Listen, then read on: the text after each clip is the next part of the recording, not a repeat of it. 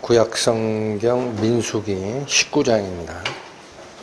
구약 페이지로 228페이지 민수기 19장.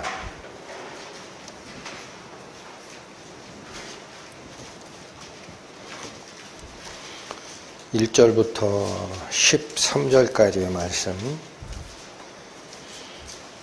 여호와께서 모세와 아론에게 일러 가라사대 여호와의 명하는 법의 율례를 이제 이르노니 이스라엘 자손에게 일러서 온전하여 흠이 없고 아직 멍에 매지 아니한 붉은 암송아지를 네게로 끌어오게 하고 너는 그것을 제사장 엘르앗살에게 줄 것이요 그는 그것을 진 밖으로 끌어내어서 자기 목전에서 잡게 할 것이며 제사장 엘르앗살은 손가락에 그 피를 찍고 그 피를 회막 앞을 향하여 7번 뿌리고 그 암소를 자기 목전에서 불사르게 하되 그 가죽과 고기와 피와 똥을 불사르게 하고 동시에 제사장은 백향목과 우슬초와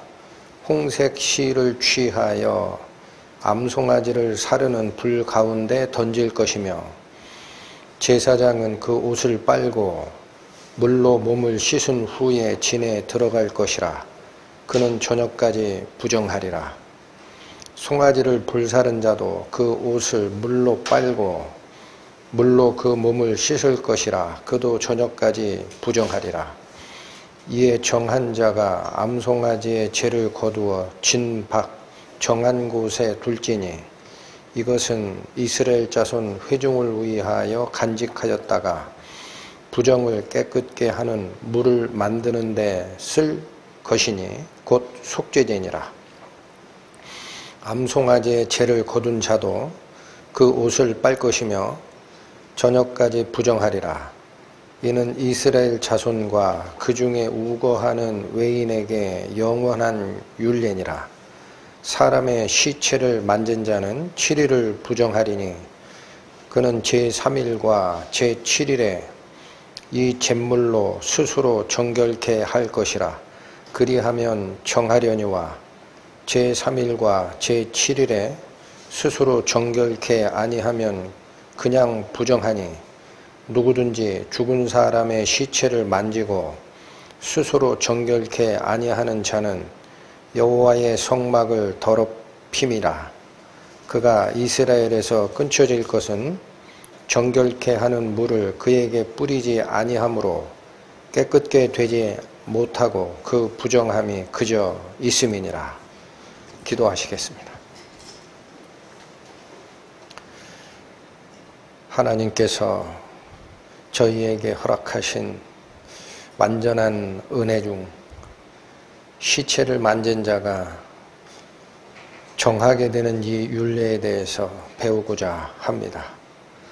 아둔한 저희의 마음을 열어주시고 성경 기록에 저희를 향하신 이 은혜의 뜻이 무엇인지 기록되어 있음에 그 뜻을 밝히 저희에게 알게 하셔서 하나님을 쫓아가는 저희 성도들의 마음과 행동을 주님의 뜻으로 이끄는 시간 되도록 인도하여 주실 것을 부탁드립니다. 예수 그리스도의 이름으로 기도 올립니다. 아멘. 오늘 민수기 19장에 명명된 이 율례는 목적이 딱 하나입니다. 시체를 만져서 부정하게 된 자가 어떻게 하면 그 부정, 더러움으로부터 깨끗하게 되느냐라는 율례입니다. 1절부터 다시 보십니다. 여호와께서 모세와 아론에게 일러 가라사대 여호와의 명하는 법의 율례를 이제 이르노니 2절 여호와의 명하는 법의 율례를 이제 이르노니, 이 말씀으로 이 율례를 시작을 하시는데, 그 전에는 이 율례를 알려준 적이 없다라는 겁니다. 이제 얘기하겠다. 이제 얘기하겠다. 그러니까 이건 굉장히 요 민수기 19장에 있었던 이 사건은 시간적으로는 언제냐면요, 광야 40년의 역사가 거의 끝나는 때쯤입니다. 여기가. 그러니까 출애굽이 끝나고 시내산에서 하나님의 율법을 받고 그 율례를 다 공부를 한 다음에도 가나안 땅에 들어가라 라는 하나님의 말씀이 임했을 때, 여호수아와 갈렙을 제외한 다른 정탐꾼들이 그 땅에 들어가면 우리 죽어, 절대 못 들어가 라고 반항을 하면서 하나님을 믿지 못했던 거죠. 그래서 그러한 불신이 이스라엘 민족으로 하여금 그 이후 38년, 그러니까 전체 광야 기간을 40년으로 봤을 때 그렇습니다. 처음 1년 동안 시내산에서 율법을 주시고 율법의 규례를 다 알게 하신 후에 1년 후에 들어가는 게 원래 하나님의 시간표였어요. 그러나 1년이 끝나고 나서 들어가라 했더니 여호수아와 갈렙을 빼고 다른 지파의 지도자들이 못 들어간다, 들어가면 죽는다 하고 하나님을 믿지 못하는 문제가 생겼기 때문에, 하나님을 믿지 못하면 그게 어떻게 신앙생활입니까? 그럼 뭘 믿고 들어갑니까? 그러니까 다시 시작해라 이거. 다시. 너희들이 나를 믿는 게 아무것도 지금 기초가 서 있질 않아. 다시 시작해. 해서 38년의 광야 훈련 기간이 총가가 되고, 그 다음에 가나안 땅 들어가기 전에 1년간은 마지막 모세의 인도가 있었습니다. 합치면 40년입니다. 그래서 이 시간표는 언제냐면 그 광야 38년의 추가 훈련이 거의 끝날 때입니다. 시간표를 꼭 기억해 주십시오. 그때서야 이제 이르노니라고 다른 규례를 하나를 주신 거예요.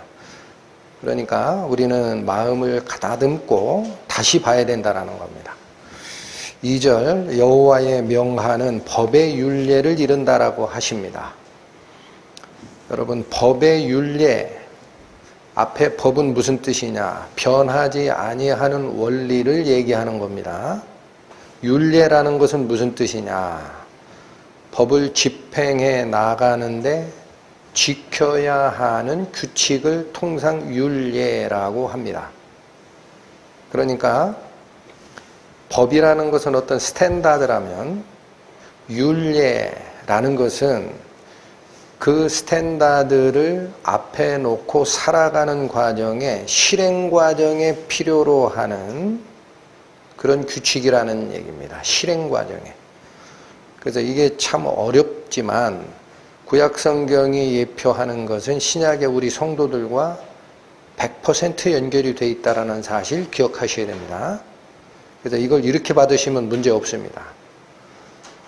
모세가 시내산에서 줬던 생명을 얻게 하는 도, 십계명, 하나님의 스탠다드를 우리가 지킬 수 없기 때문에 누가 대신 이루어 주셨습니까? 구원자 그리스도를 보내서 이루어 주셨습니다. 그래서 우리는 스스로 하나님의 자녀가 될 자격이 없지만 하나님의 자녀로 입적되었습니다. 양자됐습니다. 그러나 40년의 광야 생활의 훈련이 끝나고 주어지는 이것은 무슨 얘기냐면, 구원 후에 어떻게 살아갈 거냐 라는 실행과 관련된다라는 사실입니다. 이제 조금 더 정확하게 드러나지요.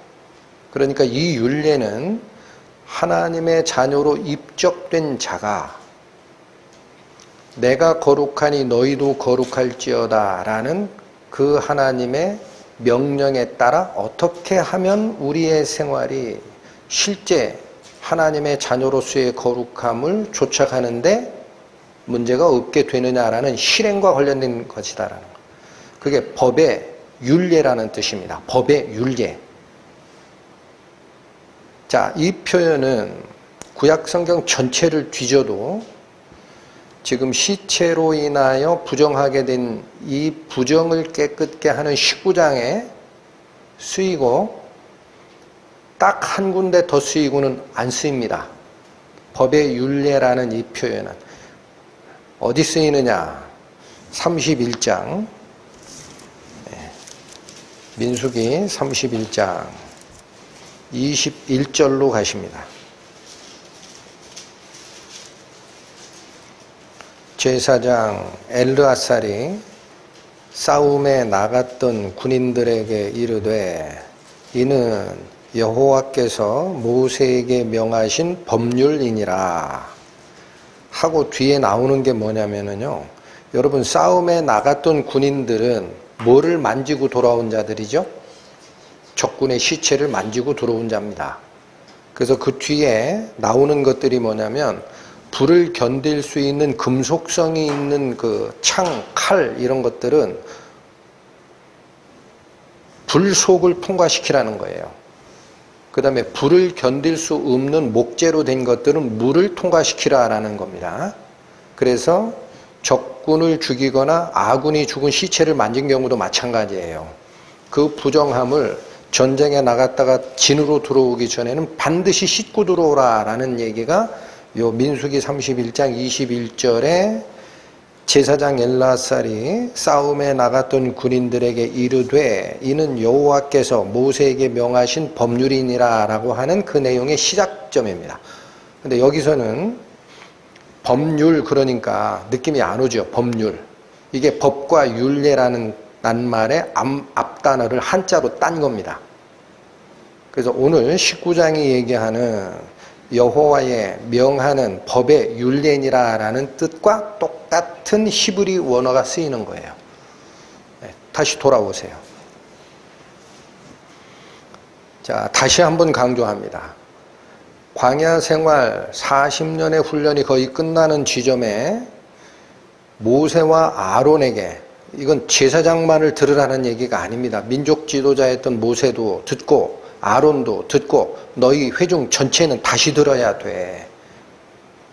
이해하시겠죠? 네. 이스라엘 민족 전체에게 이제 이르는 여호와의 법과 율례니라 라고 시작하는 이게 뭐와 관련된 거다라는 겁니까? 시체를 만진 자가 어떻게 하면 부정해서 깨끗게 되느냐라는 거예요. 제가 조금 전에 살펴드렸던 민수기 31장 21절에도 모세에게 명한 법률이니라라는 그 법률이라는 뜻이 법과 율례니라라는 히브리 단어가 똑같이 쓰인다라고 말씀을 드렸습니다. 그럼 그쪽에 가서도 뭐를 정결케 하는데 쓰이는 단어였습니까? 전쟁에 나갔다가 들어오는 군사들이 시체를 만졌다라는 거예요. 요약하면 무슨 뜻일까요? 신기하게도 구약 전체를 뒤져서도 법과 율례니라라는 이 표현은 시체를 만져 부정하게 된 자가 어떻게 깨끗게 되느냐라는 이 규례를 얘기할 때만 사용됐다라는 사실입니다. 구약 전체를 뒤져서 없어요.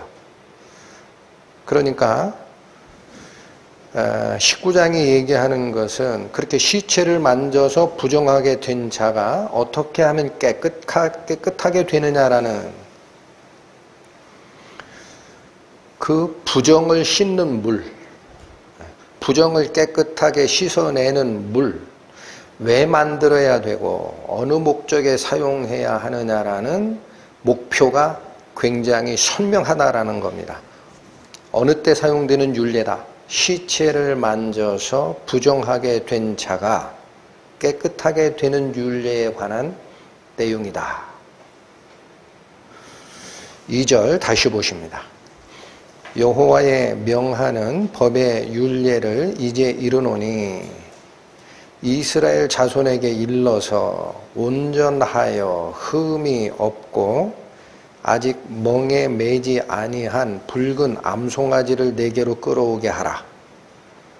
여러분 여기 시체를 만졌을 때 그 사람의 부정함을 깨끗하게 씻어내는 물의 재료가 뭐가 사용되는 겁니까? 바로 이 암송아지 전체를 태운 재가 물에 타면 잿물이 됩니다. 그걸 이용하게 돼 있는데, 조금 더 설명을 드리면 시체를 만져서 부정하게 된 자의 더러움을 씻어내는 그 물의 원료가 뭐냐면 이 암송아지라는 거예요. 암송아지를 태운 재인데, 즉 이 암송아지는 속죄제입니다. 속죄제로 사용되는 건데 요건이 3개가 나옵니다. 첫 번째, 온전하여 흠이 없어야 한다라는 거예요. 두 번째는 아직 멍에를 매지 아니하였어야 된다라는 겁니다. 세 번째는 온 몸이 붉은색으로 덮인 암송아지여야 한다라는 겁니다. 이 3가지 뜻이 무엇일까? 온전하여 흠이 없고라고 되어 있죠. 이 온전하여 흠이 없다라는 이 말은 레위기에 보면 제사의 희생물로 사용되는 염소나 소를 얘기할 때 한 번만 쓰입니다. 한 번만.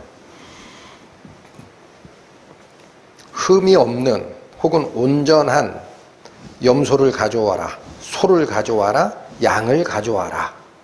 그런데 이곳에서는 온전하여 흠이 없고라고 얘기하는데 앞에 온전하여라는 이게 히브리어로 흠이 없는이라는 뜻이에요.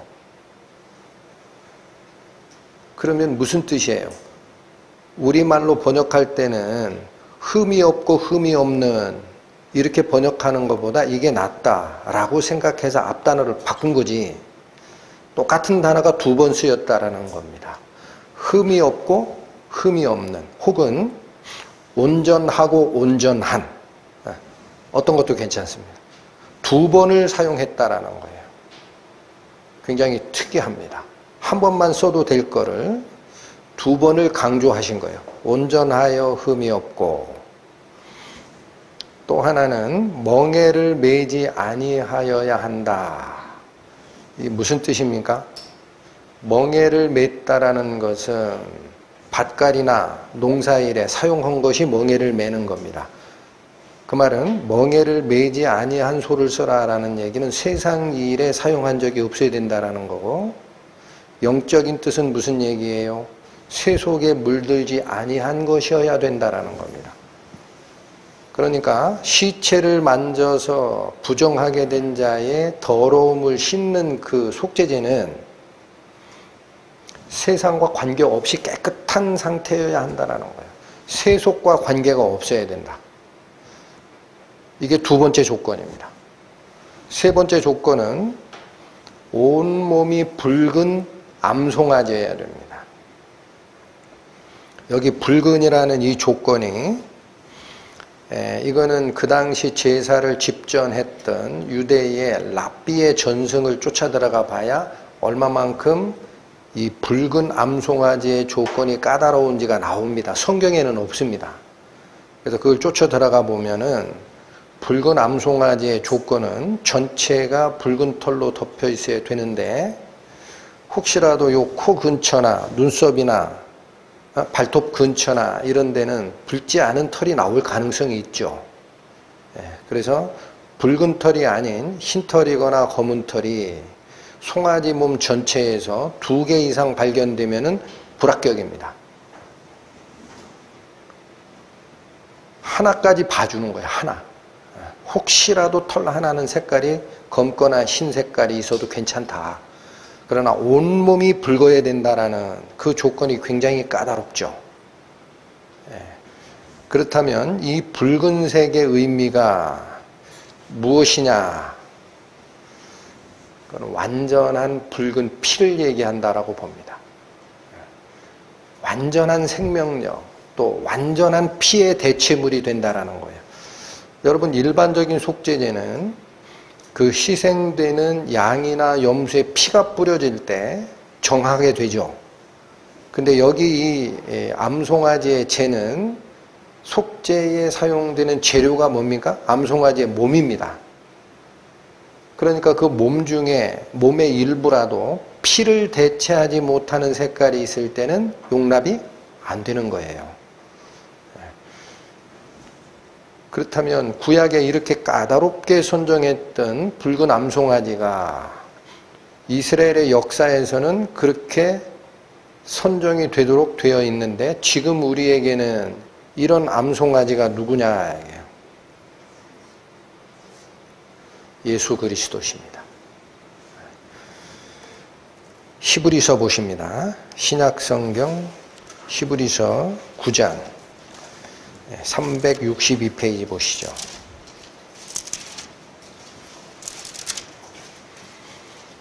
히브리서 9장 13절 14절의 말씀. 염소와 황소의 피와 및 암송아지의 재로 부정한 자에게 뿌려 그 육체를 정결케 하여 거룩해 하거든. 여러분 13절은 구약의 제사 규례를 가져온 거예요. 염소와 황소의 피로 깨끗게 하는 것은 뭐예요? 우리가 알고 있는 속죄제입니다.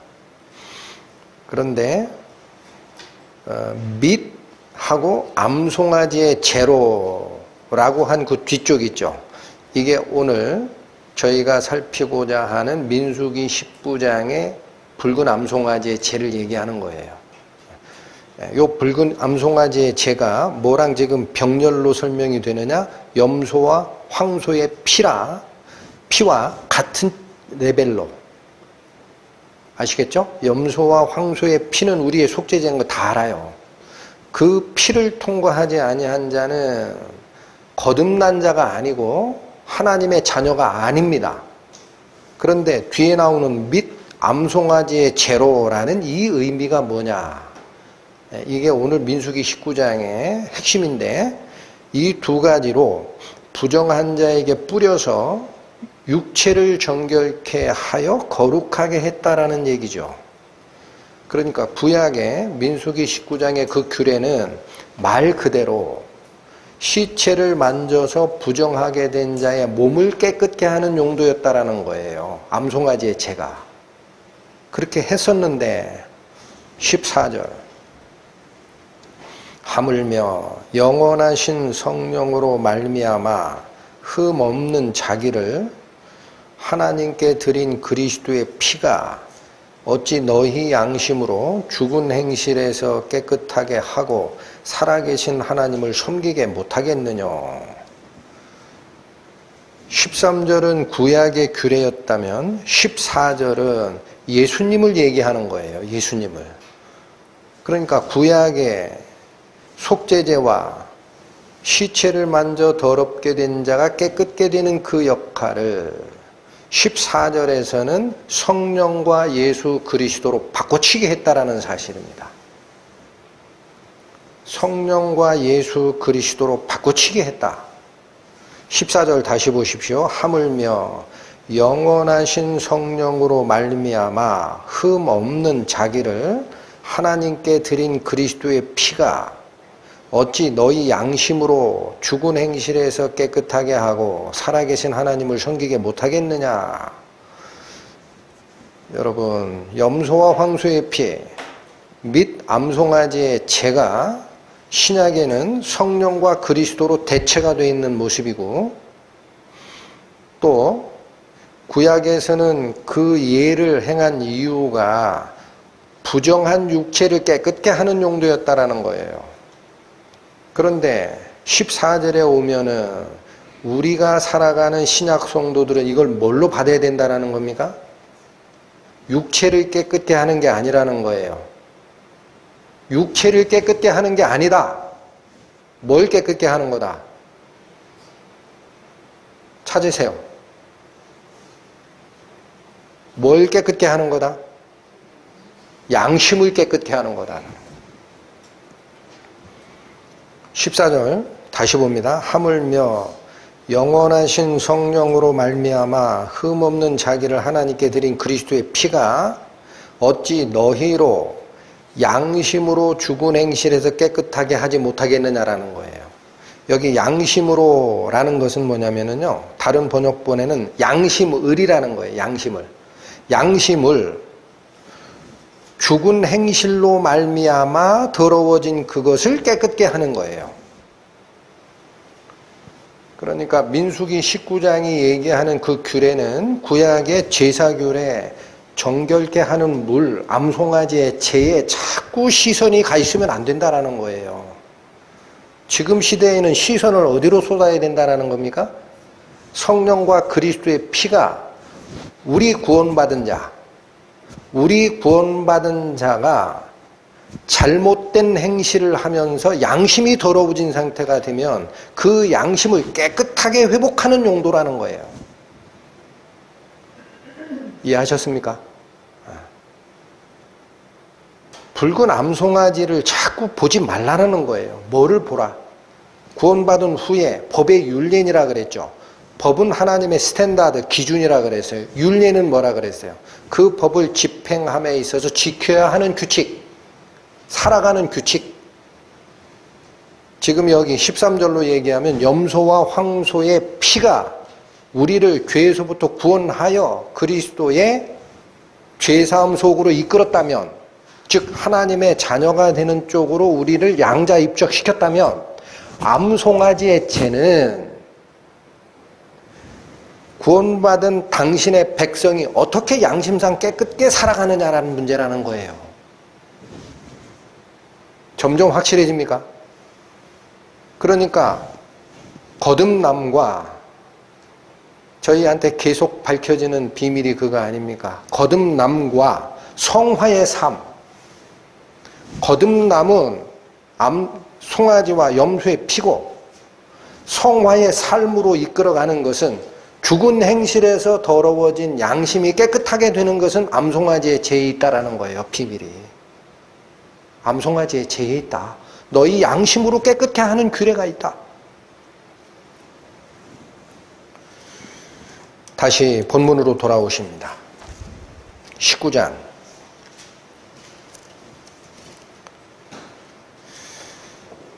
잠깐만요. 이것도 다시 한번 제가 설명을 하고 넘어가고 싶은 부분이 있습니다. 유독 19장에서만 법의 율례니라라는 표현 쓴다 그랬죠. 구약 전체를 뒤져도 법의 율례니라라는 표현은 시체를 만진 자의 부정을 깨끗게 하는 용도 이외에는 성경에서 사용된 적이 없다. 구약 전체를 뒤져도 없다. 법의 율례니라라는 두 단어가 사실은 두 번 강조한 의미도 있지만 그 율례를 선포하시면서 제사 제물로, 속죄 제물로 사용하는 암송아지의 첫 번째 조건을 뭐라고 얘기를 한다 그랬어요? 온전하여 흠이 없어야 된다. 그러나 그거는 원래 원어적 의미로 얘기하면 두 번 반복한 거라 그랬어요. 온전하고 온전한 것이어야 된다. 혹은 흠이 없고 흠이 없어야 된다. 왜 두 번을 꼭 반복을 하셨을까? 하나님 말씀에 한 번만 흠이 없다라고 얘기해도 될 일을. 히브리서 좀 전에 살펴본 9장 14절에 보면은 희한하게도 예수님의 피가 너희를 양심상 너희의 잘못된 죽은 행실로부터 깨끗게 한다라는 말을 쓰시지를 않았어요. 예수님만 거론하시지 않았다고요. 히브리서 9장 14절에 누구도 거론하셨어요. 성령과 그리스도의 피. 저는 생각합니다. 우리를 죽은 행실에서 깨끗게 해 나가는 과정에 어느 분이 역사하실까? 특히 구원받은 우리 양심이 죽은 행실에 더럽혀졌을 때 어느 분의 도움으로 우리 양심이 깨끗하게 될까? 성령님입니다. 두 번 반복한 것이 유일하게 이 시체를 만진 자가 가지고 있는 부정에서 깨끗게 하는 때에 법의 율례다. 두 번 반복을 하시고 암송아지는 흠이 없어야 된다라는 말을 2번을 반복하신 거예요. 성령님도 흠이 없으십니다. 그리스도께서도 흠이 없으십니다. 아, 이게 참 희한하다. 구약에 사용되어 있는 그 많은 단어들 중에 법의 율례니라라는 표현, 흠이 없고 흠이 없어야 된다라는 표현이 왜 유독 암송아지의 제를 만들 때만 사용이 되느냐? 여러분, 그래서 구원받은 그리스도인이 성령과의 교통이 없이 지내지요. 근본적으로 하나를 먼저 생각하셔야 됩니다. 내가 정말 구원받은 그리스도의 자녀 맞느냐? 또 하나 생각하셔야 됩니다. 구원받은 그리스도인이 맞다면 염소와 염소와 송아지의 피로, 그리스도의 피로 하나님의 자녀되는 그 문은 통과했으나 성령의 인도하심으로 나의 삶이 바뀌고 나의 생각이 바뀌는 실행은 한 걸음도 못 뛰고 있는 자일 수도 있어요. 성령과의 교제가 그래서 내 신앙생활 속에 나를 끌고 가는 자가 되어야 돼요. 그렇지 않으면 그건 잠자는 자입니다. 죽은 자랑 똑같아요. 살아있으나 움직이질 않아요. 6.25 전쟁 때에 비행기 항공폭탄 떨어지고 난리 나가지고 어느 분이 폐가에 된 집에 들어가 봤더니 사람이 거기 자더라고요. 자기도 거기 옆에서 잤다 이거예요. 아침에 일어나 보니까 그 자기 빼놓고는 다 시체더란 얘기예요. 잘 때 시체인지 살아있는지 알아요? 몰라요? 모르죠. 그리스도인이 그런 죽은 자 옆에서 자는 자가 될 수 있다는 거예요. 왜 2번 반복했는지 의미가 점점 정확해집니까? 우리 양심이 죽은 행실로부터 깨끗하게 될 때는 그리스도의 피 하나만 생각하지 말라라는 겁니다. 히브리서 9장 14절이. 완전하신 성령과 그리스도의 피가 연합하여 너희를 완전히 거룩한 행실로, 또 행실이 세상에 접목되다가 죽어있는 행실로 자꾸 나올 때 양심을 깨끗게 하는 것은 그리스도의 피만 생각할 게 아니다. 성령의 역사하심이, 너희와 교통하심이 있지 않으면 안 된다. 본문 다시 가십니다. 민수기 19장. 이 용도가 3절부터 9절까지에 나옵니다. 굉장히 긴데 일단 3절 보십시오. 너는 그것을 제사장 엘르아살에게 줄 것이요 그는 그것을 진 밖으로 끌어내어서 자기 목전에서 잡아라. 여러분, 이 암송아지의 제가 속죄제 혹은 깨끗게 하는 물로 사용이 되는데 그 암송아지의 제를 만드는 방법이 특이합니다. 어디서 잡으라고 그래요? 진 밖으로 끌어내서 잡으라 그래요. 여러분, 일반적인 속죄제는 어디서 잡습니까?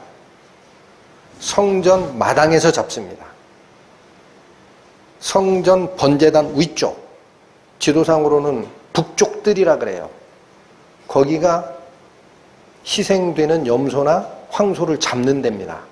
성전 마당에서 잡는 거예요. 그런데 여기는 성전 마당도 아니고 백성들이 거하는 텐트 그 진영 안도 아닙니다. 어디로 끌어내야 됩니까? 진 밖으로 끌어내라는 거예요. 진 밖으로 끌어내서 죽이라. 거기는 세상입니다. 그리스도인들이 거하는 데가 이스라엘의 진영 아니에요. 텐트촌. 거기도 얼씬거리면 안 되는 쪽에서 잡으라는 거예요. 어디서 잡아라? 진영 밖으로 끌어내서 잡으라. 이방인의 땅에서 잡으라. 5절, 4절을 읽고 갑니다. 그러나 진 밖에서 잡으라라는 이 말에만 자꾸 신경을 쓰면 그게 그럼 이스라엘과 무슨 관계며 하나님과는 무슨 관계요? 성전에서 잡는 것도 아닌데. 4절 분명히 하고 넘어갑니다. 제사장 엘르아살은 손가락에 그 피를 찍고 그 피를 회막 앞을 향하여 7번 뿌려라. 여러분, 암송아지의 제를 만드는 이 도살 행위와 태우는 행위가 진 밖에서 이루어지지만 이 속죄 제물이 될 이 제는 뭐랑 연결이 돼 있다라는 거죠? 뭐랑 연결이 돼 있다? 4절. 그 피를 찍고 피를 어디를 향하여 7번 뿌리라? 회막. 회막이 뭡니까? 하나님의 성막입니다. 그러니까 이 속죄 제물은 장소는 진 밖에서 잡고 태워지고 준비되지만 그 속죄의 효력은 어디와 연결이 되어 있다? 하나님과 연결되어 있다라는 거예요. 회막 앞을 향하여 7번 뿌리라. 7번 피를 뿌리는 것은요, 완전한 속죄제의 요건입니다. 레위기에 가보면 그래서 대제사장이 자기를 위해서 속죄할 때도 7번 피를 뿌리게 되어 있고, 온 회중의 죄를 속할 때에도 7번 뿌리게 되어 있고, 대속죄일에도 똑같은 규례를 행합니다.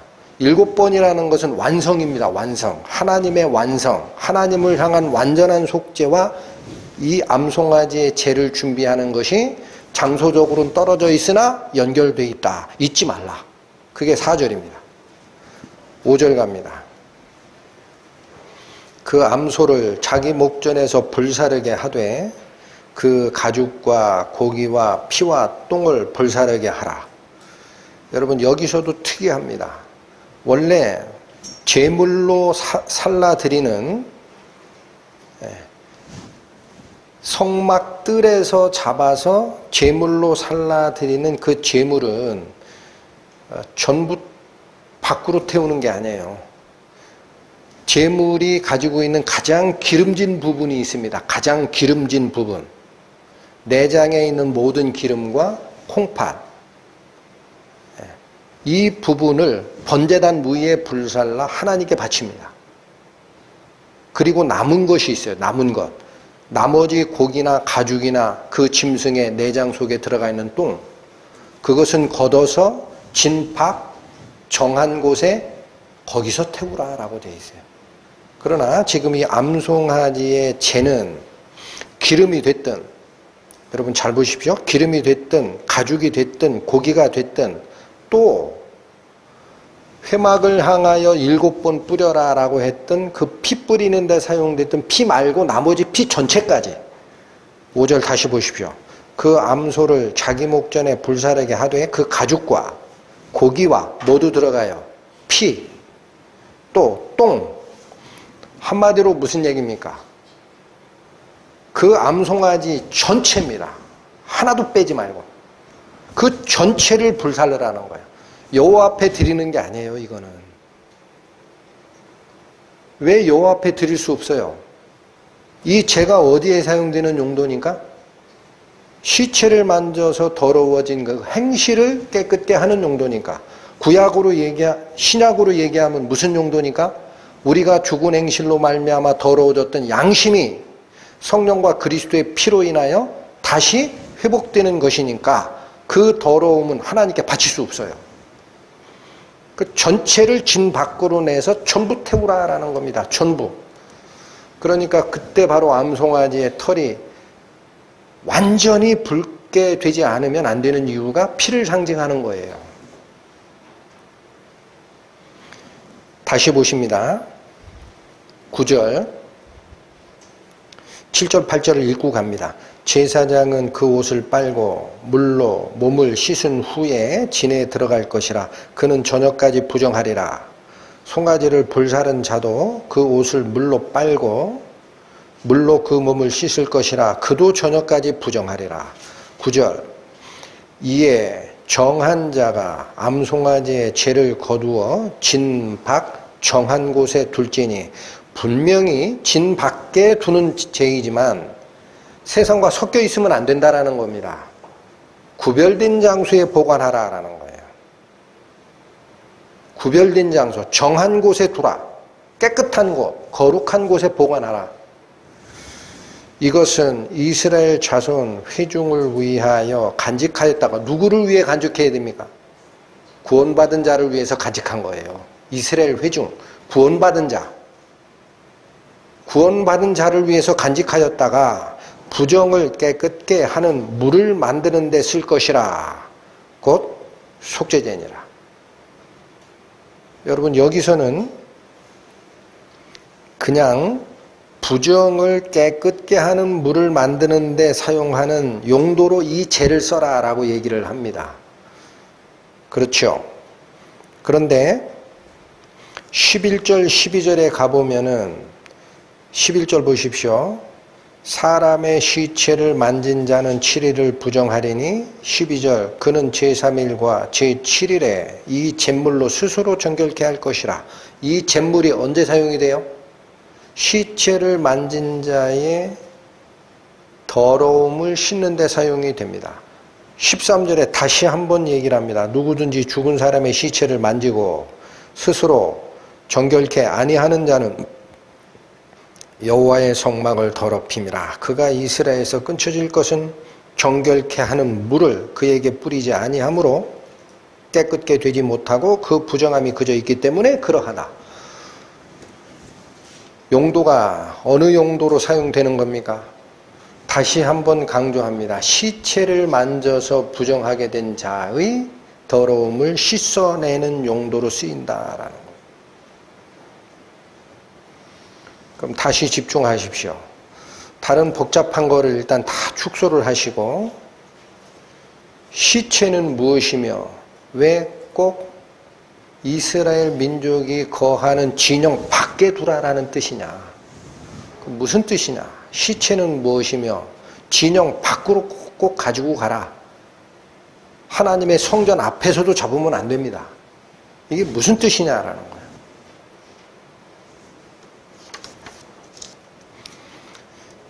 에베소서 가십니다. 신약성경 315페이지 에베소서 5장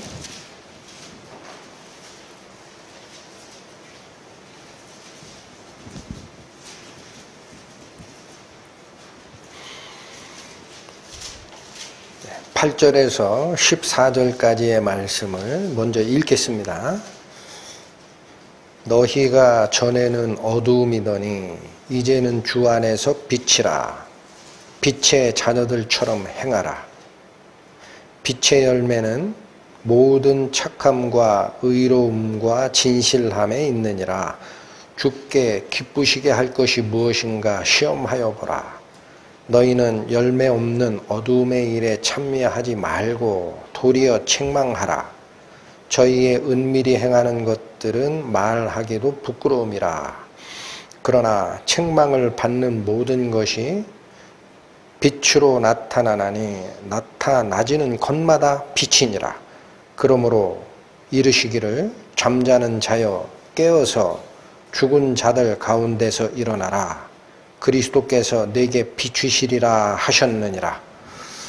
여러분 에베소서 5장 8절에서 14절의 내용을 금방 읽으셨습니다. 여기서는 빛과 어두움을 얘기를 하십니다. 그 다음에 어두움의 일을 얘기를 하시고 빛의 결과물을 얘기를 하십니다. 어두움의 일에는 참여하지 말라.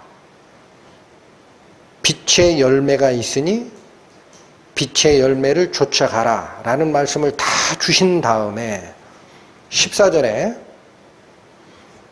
빛의 열매를 내지 못하는 자를 뭐라고 얘기하나요? 잠자는 자예요. 14절 다시 보세요. 그러므로 이르시기를 잠자는 자여 깨어서 죽은 자들 가운데서 일어나라. 여러분 구원받은 자가 분명히 생명의 박동이 있습니다. 그 사람은 잠을 자든 활동을 하든 살아있는 자의 자손입니다. 맞지요? 죽은 자들 가운데서 자고 있다면 이게 시체 만진 자 아니면 뭡니까? 죽은 자들 가운데서 자면 시체와 같이 자는 거예요. 그러니까 어두움의 일과 빛의 열매를 얘기하다가 너희가 아직 어두움의 일에 계속 속해 있고 빛의 열매에는 관계가 없느냐? 그러면 네가 정말 살았을지라도 너는 누구다? 시체 옆에 같이 자고 있는 잠든 구원받은 자다. 시체를 만진 자입니다. 같이 자고 있는 자입니다. 8절 다시 보십니다. 너희가 전에는 어둠이더니 이제는 주 안에서 빛이라. 여러분, 전, 이제, 언제가 전이고 언제가 이제인가요? 그리스도로 인하여 나의 죽은 영이 거듭나기 전, 그때는 주 밖에 있었던 자입니다. 예수님 밖에 있는 자예요. 그러나 이제는 어디 안으로 들어온 자입니까? 주 안으로 들어온 자입니다. 그러니까 우리가 어둠에 있지 않고 빛에 있게 되는 이유는 주 예수 그리스도 밖에서 살던 사람이 주 예수 그리스도 안으로 들어왔기 때문에 빛을 경험하는 거예요. 내가 잘나서 빛을 경험하는 게 아니고요. 내가 빛이기 때문에 빛을 경험하는 것도 아니고요. 영역이 바뀌어 있는 거예요. 주 안에 있다. 하나님 안에 있다. 하나님의 백성이다. 이게 뭡니까? 구약에 얘기하는 진 안쪽입니다. 여러분, 진 밖에 있는 일이 뭐예요? 어둠의 일이에요. 11절 보십시오. 너희는 열매 없는 어둠의 일에 참여하지 말고 도리어 책망하라. 구원받은 그리스도인들은 분명히 죄로 물든 육체를 가지고 있기 때문에 여전히 죽은 행실을 하고 살게 됩니다. 그러나 그걸 합리화할 수 없어요. 책망해야 합니다. 이건 아니야. 구원받은 자가 어떻게 똑같은 행실을 하고 지금까지 사나? 아니야. 그 마음이 있을 때 죽은 행실로부터 어찌 너희의 영을, 너희의 양심을 죽은 행실로부터 깨끗게 하고 하나님을 섬기게 할 수 없겠느냐? 어느 것이? 성령과 예수 그리스도의 피가 어찌 너희로 양심상 죽은 행실로부터 깨끗게 하고 살아계신 하나님을 섬기게 할 수 없겠느냐? 책망하지 않는 자가 있습니다. 구원받았으나 육체가 더러우니 어쩔 수 없다. 하나님, 이거 나한테 자꾸 요구하시는 건 조금 심한 거예요 하고 대충 묻어 살라는 자가 있습니다. 그건 죽은 행실로 말미암아 내 양심이 더러워진 것을 그냥 묻고 살겠다라는 뜻입니다. 그러면 하나님을 섬기게 됩니까? 못 섬깁니다. 하나님이 싫어지는데요. 기도 자리에 어떻게 나갑니까? 양심이 더러운 게 있는데 그 양심 먼저 깨끗게 씻고 나가야 되는 거예요. 그게 율예라는 거예요. 율예. 여러분, 여기 13절을 또 보십시오. 그러나 책망을 받는 모든 것이 빛으로 나타나나니. 여러분, 이 원리를 아주 짧은 말씀이지만 마음속에 반드시 간직하십시오. 우리 11절에 너희는 열매 없는 어둠의 일에 참여하지도 말고 또 어떻게 하라고 그랬어요? 합리화하지 말고 책망해야 한다. 하나님 편에서 항상 이 사건을 보고 어찌하면 이 죽은 행실에서 참여함에서 벗어날까를 생각해야 하느냐? 그게 바로 책망하는 마음이라는 거예요. 책망하는 마음. 아, 이건 아니다. 구원받은 그리스도인이 마땅히 해야 할 일이 아니다. 내 속에서 책망하는 마음이 생겨야 13절 이 책망을 받으면 즉 회개를 하게 되면 모든 것이 무엇으로 나타나요? 빛으로 나타납니다. 그 마음이 없으면 어때요? 아, 원래 그런 거야 하고 합리화하는 마음을 가지고 살면 빛 안으로 들어오지 않고 마음속에 그늘을 품고 사는 자입니다. 책망받는 모든 것이 빛으로 나타나나니 나타나지는 것마다 빛이니라. 어렵죠? 분명히 어두움의 일을 했는데 어떻게 드러나는 것이 빛이 되느냐? 어떻게? 분명히 어둠의 일이 책망을 받아서 드러났으면 어둠으로 있어야 되지. 여기 보면 나타나지는 것마다 빛이니라라고 되어 있어요. 그러니까 책망을 반드시 하라라는 얘기입니다. 묻어두지 말고.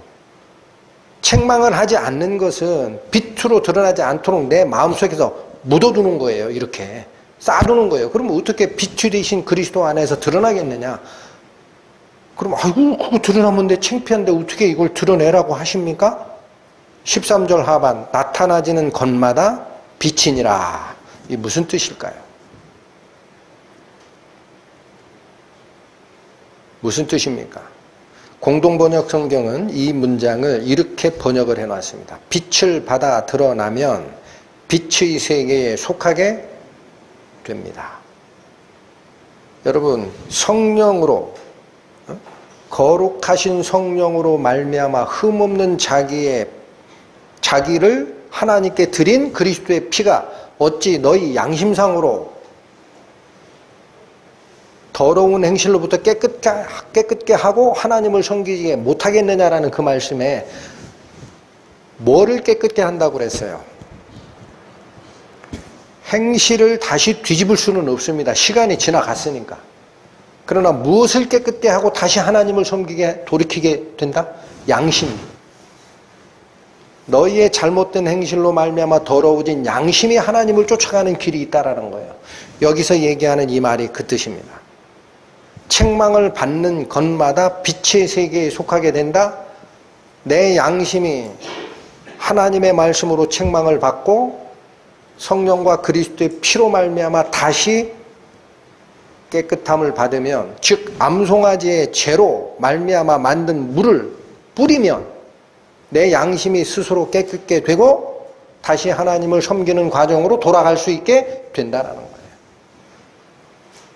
행실은 지나간 건 어쩔 수 없어요. 양심이 깨끗게 되면 그 다음에 행실은 어떻게 될까요? 따라옵니다. 조금씩 따라옵니다. 다시 시체를 만졌다. 다시 깨끗게 하는 물을 뒤집어 써야 돼요. 그러면 양심이 깨끗해집니다. 하나님께 기도가 나갑니다. 하나님께 감사가 나갑니다. 제가 비록 행실로는 불완전하나 하나님 감사합니다. 저를 다시 용서해 주시고 당신의 밥상 앞으로 부르셔서 교제를 허락하심에 감사를 드리나이다. 그게 양심상 깨끗게 되는 거예요.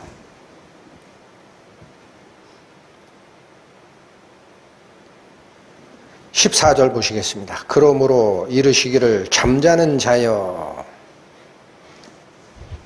깨어서 죽은 자들 가운데서 일어나라. 이거 명령입니다. 해도 그만 안 해도 그만 그런 문장이 아닙니다.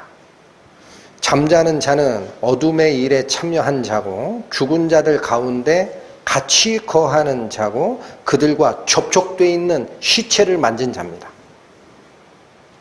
그러니까 이 시체를 만지고 나서 가만히 있으면 민수기 19장에서 어떤 상태가 유지된다 그랬습니까, 여러분?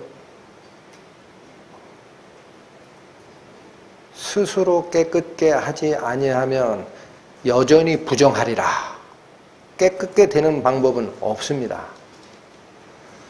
여러분, 그리스도의 피가 죄인된 우리를 하나님의 자녀로 바꿔주는 거듭남은 단회적입니다.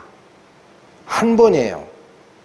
그러나 죽은 행실에서 나를 깨끗게 하는 것은 이제는 암송아지의 죄가 이미 준비되어 있습니다. 그 잿물로 스스로 씻는 것은 나의 선택이에요. 거기에는 제사장이 개입이 안 됩니다. 19장에는 제사장이 개입이 안 돼요. 만드는 데까지 제사장이 개입이 돼요. 만들어 놔라 이거예요. 죄를. 그 잿물로 만들어서 씻는 행위는 제사장이 개입이 되질 않아요. 누가 하게 돼 있어요? 스스로. 돼 있다. 성령의 인도하심과 그리스도의 피가 너희를 인도하실 거야. 양심상 깨끗게 하는 방법이 있어. 그 앞으로 나가는 거는 누가 결정하는 거다? 스스로.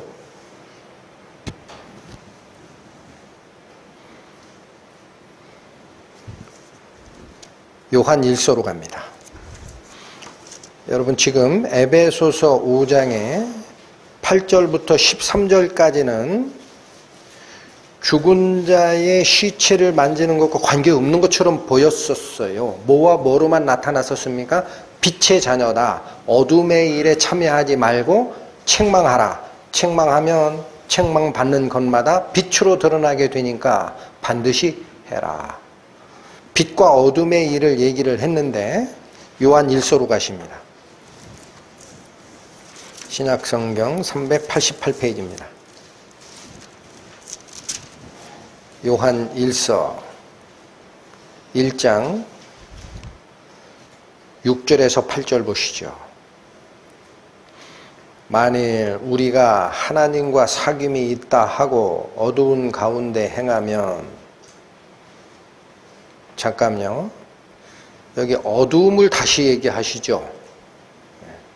하나님과 교제가 있다. 나는 영이 살았기 때문에 하나님의 성령과 내가 교제가 있다라고 얘기를 하면서 어두운 가운데 행하는 문제가 같이 있으면 거짓말을 하고 진리를 행치 아니함이 됩니다. 하나님 반대편의 일을 하는 거예요. 여기 분명 어두움의 얘기가 나옵니다. 7절, 저가 빛 가운데 계신 것 같이. 누가 빛 가운데 계세요? 하나님과 그리스도께서. 전에는 너희가 어둠이더니 이제는 주 안에서 빛이라. 에베소서 5장에 있는 말씀과 같은 얘기입니다. 저는 빛 가운데 계신 것 같이 우리도 빛 가운데 행하면 우리가 서로 사귐이 있고 그 아들 예수의 피가 우리를 모든 죄에서 깨끗게 하실 것이라. 여러분, 빛 가운데 행하면, 빛 가운데로 걸어가면이라는 뜻입니다. 빛 가운데로 걸어가면. 빛 가운데로 걸어가면 무엇이 살아납니까? 끊어졌던 하나님과의 사귐이 살아납니다. 6절 다시 보십시오. 만일 우리가 하나님과 무엇이 있다 하고, 사귐, 이게 교제입니다. 교제. 코이노니아라는 헬라어가 쓰이는 거예요. 교제, 하나님과의 교류. 있다 하고 어두운 가운데 행하면 거짓말하고 진리를 행치 아니함이기 때문에 하나님과의 사귐이 끊어진다라는 얘기예요. 그런데 7절, 저가 빛 가운데 계신 것 같이 하나님과 그리스도께서 빛의 주관자이신 것 같이 우리도 빛 가운데 걸어가면 우리가 서로 사귐이 있게 됩니다. 성도의 교제까지도 연결된 문제입니다. 하나님과의 교제가 성도 간의 교제로도 다시 회복이 되고 그 아들 예수의 피가 우리를 모든 죄에서 깨끗게 하실 것이요. 구약 민수기 19장으로 하면은 뭐가 깨끗게 하는 거였어요? 암송아지의 채입니다. 암송아지의 채. 그 암송아지의 채가 히브리서 9장에 뭐로 연결됐어요? 염소와 송아지의 피와 및 암송아지의 채로 부정한 자에게 뿌려 그 몸을 깨끗게 하였거든. 하물며 영원하신 성령으로 말미암아 흠없는 자기를 하나님께 드린 그리스도의 피가 이제는 너희를 부정한 행실로부터 더러워진 양심을 깨끗게 하고 하나님을 섬기게 하는 용도로 쓰일 거야. 암송아지의 죄가 뭐로 바뀌었어요? 성령과 그리스도의 피로 바뀌어 있잖아요. 그 여기 지금 뭐로 다시 받았어요? 7절, 우리도 빛 가운데 행하면 우리의 사귐이 살아나고 예수 그리스도의 피가 우리를 어디서 다시 깨끗게 한다? 모든 죄에서. 이게 부정이에요. 부정. 8절과 9절은 반복한 겁니다. 6절과 7절을 중요한 얘기는 성경은 다시 반복을 하십니다. 8절과 9절. 만일. 여러분, 만일이라는 이 단어는 왜 이게 쓸까요? 하나님이 이런 규례를 줬는데 너희가 할 수도 있고 안 할 수도 있다라는 거예요. 너희가 할 수도 있고 안 할 수도 있다. 그런데 만일 우리가 죄 없다 하면 스스로 속이고 또 진리가 우리 속에 있지 아니할 것이요. 이거 왜 죄 없다라고 얘기를 할까요? 어둠 속에 있으면 어둠밖에 안 보이니까 다 같은 걸로 보이죠. 그러나 내가 더러운 상태이지만 빛 가운데로 나오면 내 죄가 드러납니다. 이제사. 그러니까 이 말은 뭐예요? 내가 아직 죄 없다라고 얘기하는 자는 하나님의 빛 가운데 자기를 드러낸 적이 없어서 그래요. 자기의 행실이 잘못됨을 알지 못하는 상태입니다. 9절 만일 우리가 우리 죄를 자백하면 저는 미쁘고 의로우사 우리 죄를 사하시며 모든 불의에서 우리를 깨끗게 하실 것이라. 8절은 죄를 숨길 수도 있습니다. 만일이라는 단어가 우리를 끌고 가는 게 그거예요. 하나님이 너희에게 준 법의 율례가 있지만 너희는 오른쪽으로 갈 수도 있고 왼쪽으로도 갈 수도 있다. 죄를 숨기면 8절이고 죄를 자백하면 9절이 됩니다. 여러분 여기서 우리 자백이라는 말씀을 많이 들었어요. 자백이 뭐가 자백입니까? 스스로 고하는 겁니다. 스스로 고하는 것. 민수기 19장에 암송아지의 재로 뿌려서 정결케 할 때 제사장이 필요하다 필요치 않다. 다시 살피십시오. 집에 가서. 암송아지의 재로 정결한 물을 만들어서 뿌리는 것은 제사장이 개입이 안 돼요. 스스로 하는 거예요. 여기도 스스로. 자백이 그 뜻입니다. 스스로 하나님께 고하라. 하나님 앞에 너희의 죄를 숨기지 말고 스스로 고하면 모든 죄와 불의에서 우리를 깨끗게 할 것이라.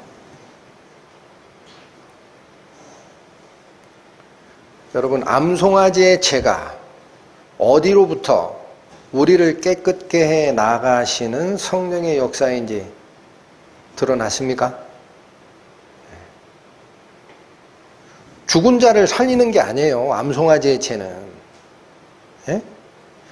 죽은 자를 살리는 것은 염소와 황소의 피고, 다시 얘기합니다. 우리가 거듭나는 것은 그리스도의 대속의 역사고, 암송아지의 재는 살아있는 자가 시체를 만졌을 때 더러워진 거예요. 어떻게 깨끗게 할 거냐 이거야. 그냥 살 수 있느냐. 하나님의 자녀인데.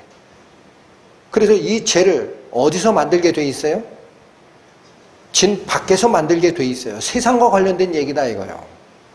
세상에 섞여서 사는 때 죄를 짓게 돼 있거든. 세상과 관련된 일이고, 그러나 그 암송아지의 죄는 세상, 진 밖에 보관하고 진 밖의 일이고 죽은 자의 행실과 관련된 일이지만 반드시 정한 장소에 따로 보관해놔라. 그럼 거룩한 거니까. 너희가 세상에 나가서 잘못된 행실을 했을 때 양심이 더러워지면 반드시 스스로 이것을 자기에게 뿌리라. 히브리서로 갑니다. 13장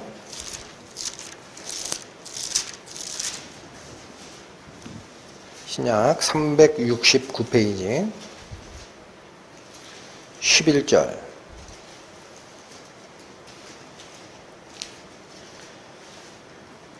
이는 죄를 위한 짐승의 피는 대제사장이 가지고 성소로 들어가고, 여러분 그렇죠? 속죄제의 피는 어디까지 들어가야 됩니까? 하나님이 계신 곳 지성소의 법궤 위 뚜껑, 그룹 천사들의 시선이 머무는 그 속죄소 또는 시은좌라고 표현된 그곳에 피를 뿌리게 되어 있습니다. 즉 하나님 앞까지 도달해야 합니다. 속죄의 효력은 천사들이 보는 앞에서 하나님 앞에 증거물로 제시가 됐을 때 재판장이신 하나님께서 너는 죄 없다라고 선언하실 수 있어요. 이 짐승의 피가 거기까지 가는 거예요. 11절 다시 보세요. 이는 죄를 위한 짐승의 피는 대제사장이 가지고, 여기 성소라고 된 곳은 지성소입니다. 네. 여러분 성경에서는 홀리 플레이스라고 표현된 곳이 most holy place를 지칭할 때가 있어요. 네. 여기 성소는 지성소입니다. 대제사장이 가지고 지성소로 들어가고, 그렇게 읽으셔야 됩니다. 육체는 영문 밖에 불살랐다. 자, 여기 잠깐 다시 보시죠. 암송아지의 제를 만드는 거 말고도 회중을 위한 속죄제, 대제사장을 위한 속죄제를 드릴 때 어떻게 한다고 그랬어요? 잡아서 그건 성막 성전의 뜰에서 잡는다고 그랬어요. 잡아서 피는 대제사장이 가지고 지성소까지 들어가서 뿌립니다.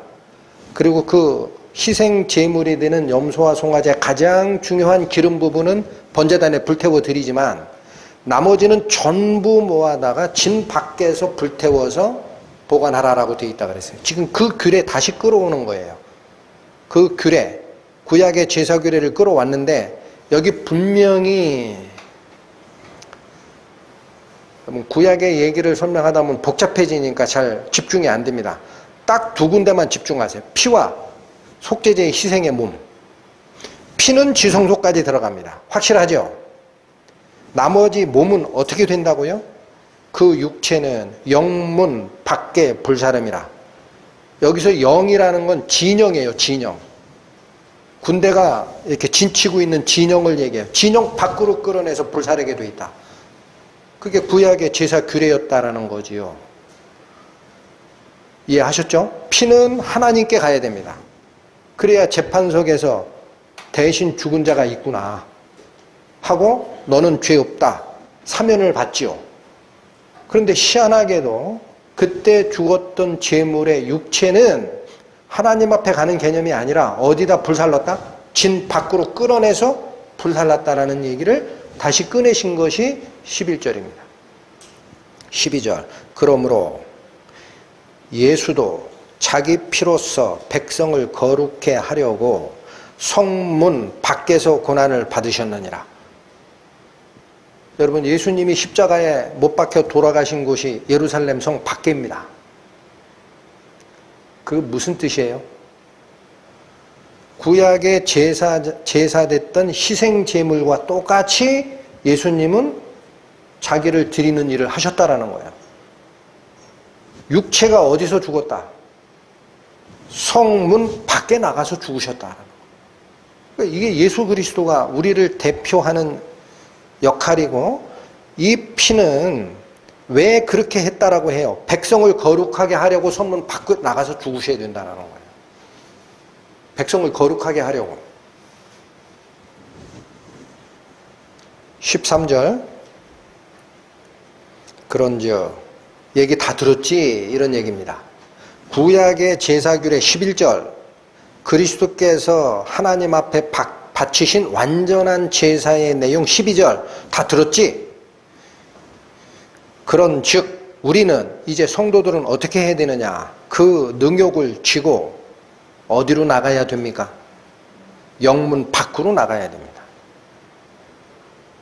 예수님께서 예루살렘 성 밖에서 능욕을 받고 돌아가신 그 모습은 구원받은 우리는 어떻게 살아가야 된다는 뜻이에요? 세상으로 나가야 됩니다. 여기 있는 게 아니에요. 여기서는 하나님의 영향을 공급받고 교제를 받고 지침을 받고 능력을 받고 은혜를 받고 사는 곳은 어디로 나가야 돼요? 세상으로 나가야 됩니다. 왜 거기를 나가야 돼요? 거기에 구원받지 않은 자가 있잖아요.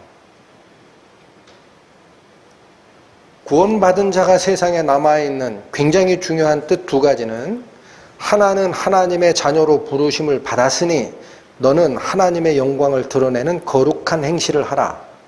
또 하나는 아직 죽을 자가 있다. 이제 세상 속에. 글로 가라. 세상 밖으로 가라. 그들을 살리라. 이게 능욕을 쥐고 영문 밖으로 나가자라는 뜻이에요. 능욕을 쥐고 영문 밖으로 나아가자. 밖으로 나가면 세상에서 살게 되니까 죽은 자들과 접촉하게 돼 있죠. 그게 시체를 만지는 일이에요. 그게 시체를 만지는 일, 우리 속에 있는 죽은 행실이 아직도 나오는 그 일. 그러니까 그걸 겁내서 영문 밖으로 나가지 말고 우리 안에만 살자라는 것은 아니라는 거예요. 이 말씀이 지칭하는 바가 이미 그쪽에서 고난을 받으시고 세상과 접촉해서 살 때 그 죽은 행실의 문제는 그리스도께서 이미 뭐를 만들어 놓으셨다. 암송아지의 재로 깨끗게 하는 물 만드셨잖아. 겁내지 마. 그 구원받은 우리들이 담대함을 갖는 이유가 이겁니다. 절망하지 말고 담대함을 가져라. 죽은 행실이 아직 내 속에 있지만 내 양심이 하나님을 향하는 한 영원하신 성령과 흠없는 그리스도의 피가 나의 양심을 깨끗게 하고 죽은 행실로부터 다시 하나님을 섬기는 쪽으로 끌고 갈 것을 믿기 때문에 세상에 속해서 사는 것이고 복음을 전하는 것이, 이게 영문 밖으로 나아가라.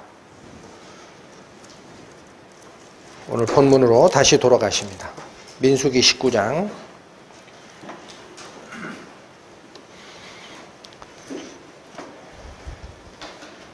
요 암송아지의 죄가 가지는, 성경을 자세하게 읽어 나가다 보면 굉장히 특이한 것이 있습니다.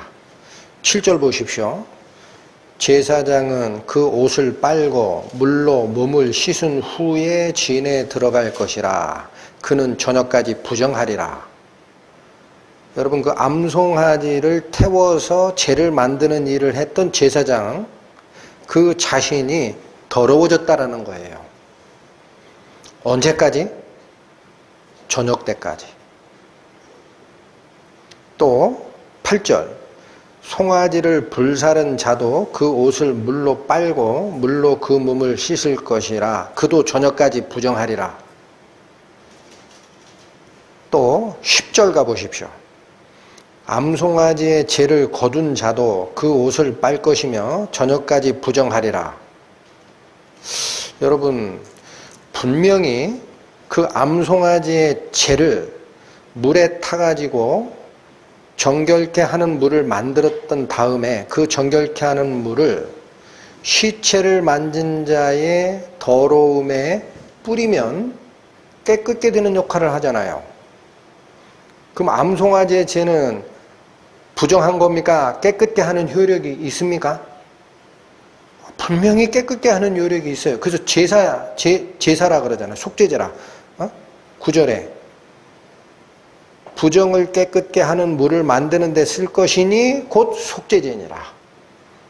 죄를 깨끗게 해내는 역할을 하는 게 그 암송아지의 죄인데, 희한하게도 7절과 8절과 10절을 보면 그 암송아지의 죄와 접촉한 자는 깨끗게 되는 게 아닙니다.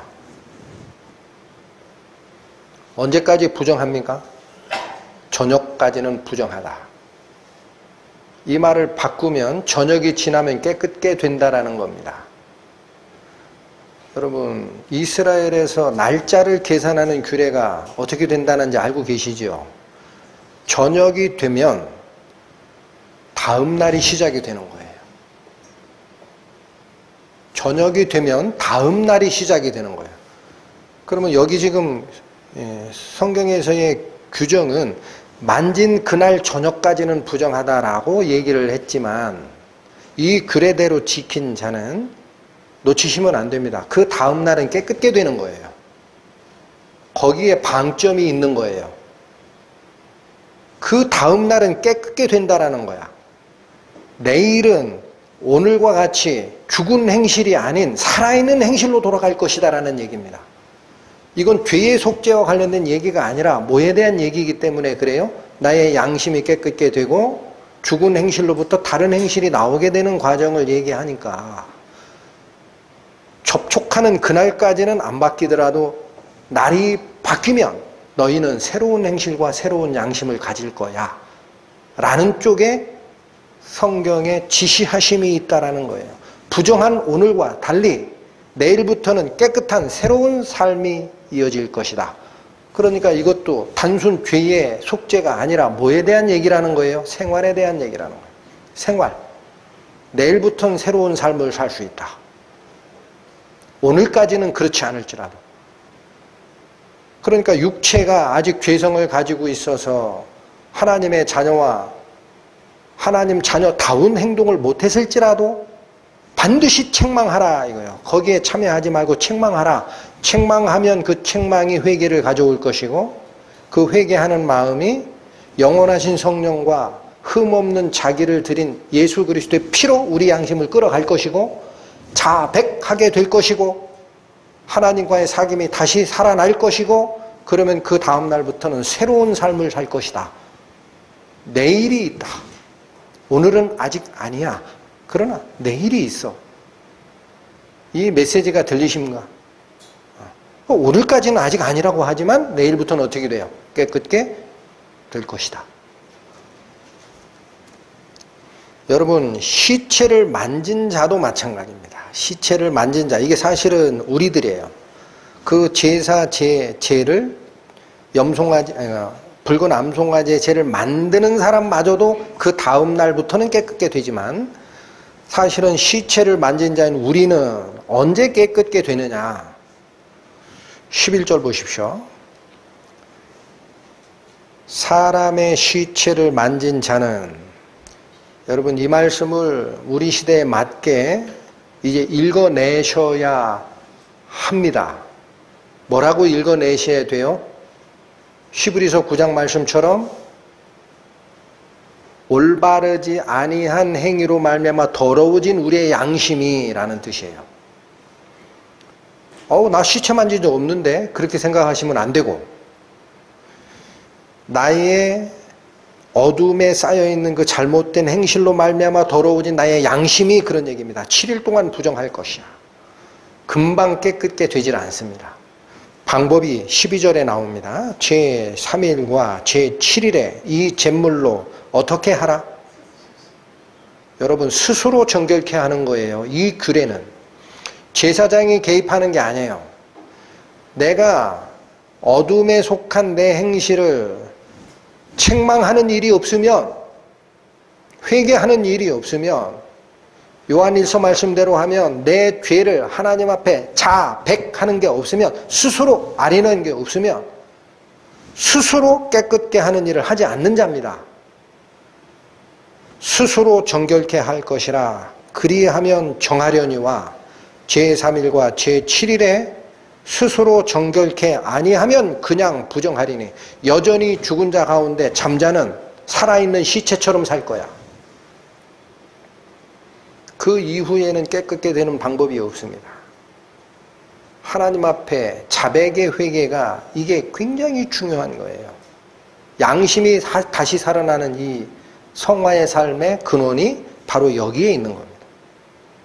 스스로 깨끗게 하라. 13절, 누구든지 죽은 사람의 시체를 만지고 스스로 정결케 아니하는 자는 여호와의 성막을 더럽힘이라. 여러분, 이 말씀은 또 무슨 말입니까? 스스로 정결케 하지 아니하면 자기 몸을 더럽힘이라 라고 얘기를 안 하시고 뭐라고 말씀하셨어요? 하나님의 성전을 더럽히는 것이다. 신약시대를 살고 있는 우리는 압니다. 이제 성전이 어디에 있는지. 너희의 몸은 하나님께서 거하시는, 성령이 거하시는 전인지 왜 모르느냐 그랬죠? 우리 속에 있는 거듭난 양심이 더러워졌는데 하나님 앞에 다시 자백하고 깨끗게 씻지 않는 일이 있으면 그 더러워진 그곳이 성령이 거하는 성전이 더럽혀진 것과 무엇이 다릅니까? 왜 가만히 있느냐라는 거예요. 왜 가만히 있느냐? 13절 다시 읽겠습니다. 누구든지 죽은 사람의 시체를 만지고 스스로 정결케 아니하는 자는 여호와의 성막을 더럽힘이라. 내 양심이 죽은 행실로 인하여 더럽혀진 상태를 하나님의 기도자리에 나가서 책망하고 자백하는, 다시 깨끗게 하는 그 일이 없는 상태에서는 여전히 성령의 역사는 내 양심 속에서 이제는 작용이 줄어들고 쉽니다. 나랑 교제 안 하십니다. 그 사람 기도 속에 아무리 자기가 기도를 해도 성령과의 교제는 달라졌어요. 기도 생활 해보시면 압니다. 내가 분명히 뭔가 문제가 있다 지금. 왜 하나님과의 교제가, 마음이 이렇게 합치가 전과 같지 안 되지? 이 속에 양심에 문제가 생긴 거예요. 그 깨끗게 하란 얘기예요. 그가 이스라엘에서 끊쳐질 것은 정결케 하는 물을 그에게 뿌리지 아니하므로 깨끗게 되지 못하고 그 부정함이 그저 있기 때문에 그렇다라는 거예요. 이스라엘의 회중에서 끊쳐진다는 것은 이스라엘의 회중이 뭐예요? 요한일서가 얘기하는 것이 내가 하나님께 듣고 너에게 전하는 비밀이거나 하나님은 빛이시거라 그에게는 어둠이 조금도 없으시니라. 우리의 교제는 아버지와 그 아들 예수 그리스도와 함께하는 교제다. 그게 살아나면 너희와 우리 사이에 교제가 있을 것이다 라는 얘기가 요한일서의 핵심이죠. 그게 이스라엘 백성들이 거하는 곳이에요. 아버지와 아들 간에, 아들 상호 간에 하나님과 그리스도의 은혜로 교제가 일어나는 그곳, 그게 이스라엘 백성이 머무는 곳이에요. 신약으로. 거기서 끊쳐진다라는 얘기는 무슨 뜻입니까? 교제가 끊어진다라는 거예요. 몸은 교회당에 와도 성령과의 교제, 하나님과의 교제, 성도 간의 교제, 성도들은 성경 말씀을 가지고 이 말씀이 나는 은혜가 된다 막 얘기를 해도 거기에 들어가지 못하는 사람들이 있어요. 그게 무슨 뜻이야? 왜 나는 꼭 소외된 느낌이 나지? 이스라엘 백성 중에서 끊겨진다기 때문에 교제가 뭔지를 모르기 때문에 그 부정을 그래서 우리는 그냥 놔두면 안 된다라는 거예요. 자, 여기 보세요. 13절에 정결 후반절입니다. 정결케 하는 물을 그에게 뿌리지 아니함으로 깨끗게 되지 못하고 그 부정함이 그저 있는 상태라는 거예요.